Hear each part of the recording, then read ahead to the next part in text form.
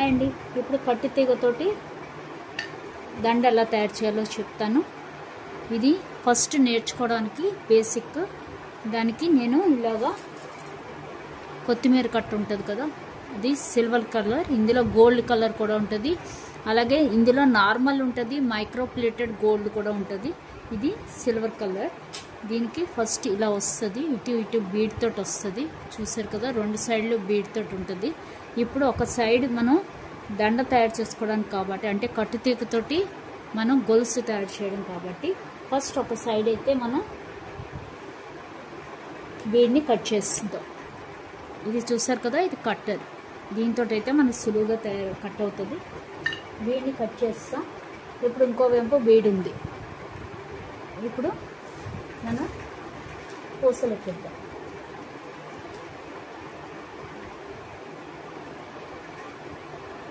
చూసారు కదా, ఇలా పూస ఎక్కించుకోవాలి. ఇలా చివరికి పట్టుకోవాలి. ఇలా చివరికి చూసారు కదా, బీడ్ ఎక్కించాను. ఇలాగా కట్టు తీగని చివరికి పట్టుకున్నాను. దీన్ని కింద కొంచెం ఇలాగా ఇలా ముందుకు తెచ్చి మన వెంపుకు తెచ్చుకుని చూస్తే తెలుస్తుంది మీకు. ఇలా మన వెంపుకు తెచ్చుకొని దీని మీద నుంచి ఇలాగా దగ్గరగా ఒక 3 కట్లు వేయాలి. 3 కట్లు గట్టిగా లాగి 3 కట్లు వేయాలి.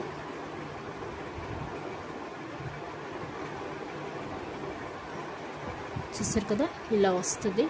ఇప్పుడు దీన్ని మనం ఇలా పట్టుకుని దీన్ని ఇలా ఇలా అంటే మనకి ఇది ఇక్కడికి తెగిపోద్ది.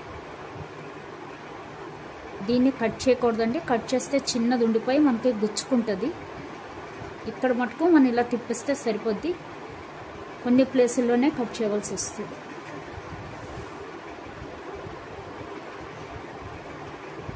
చూసారు కదా, ఇలా తెగిపోద్ది. ఇప్పుడు మనకి ఇలాగా ఒక పూస రెడీ అవుతుంది.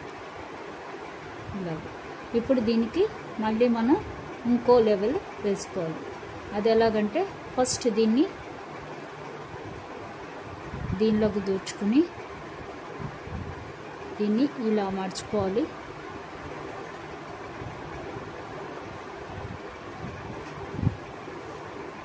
ఇలా మార్చుకొని ఫస్ట్ ఇలాగా ఇలా పెట్టి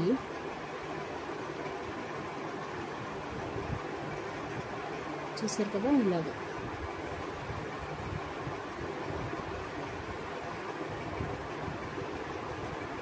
ఇలా పెట్టి దీన్ని తిప్పాలి. ఇలా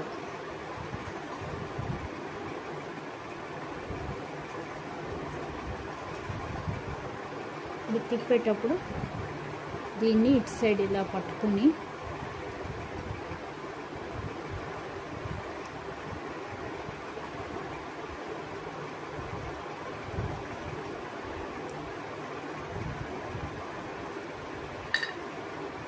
ఇలాగా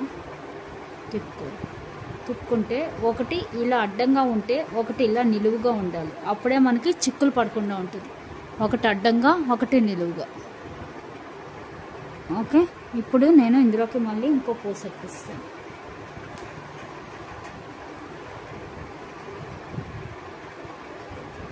ఇలాగా ఇప్పుడు ఈ చిన్న ముక్క కట్ చేయకుండా ఇందులోకి తోసేసుకోవచ్చు మనం.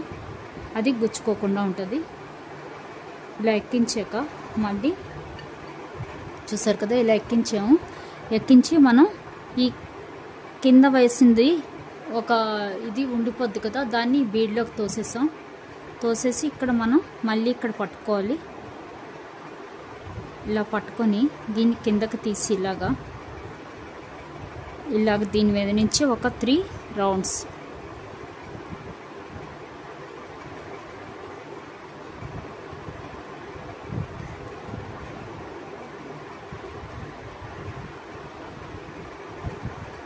చూసారు కదా, ఇలాగా.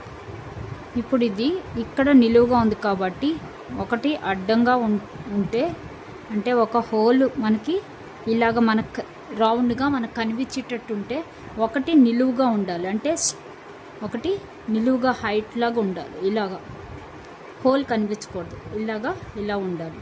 ఒకటి మళ్ళీ మనకి అడ్డంగా ఉండాలి. ఇలాగా అంటే హోల్ కనిపిస్తున్నట్టుగా ఇలా ఉంటే మనకి చిక్కు పడకుండా ఉంటుంది.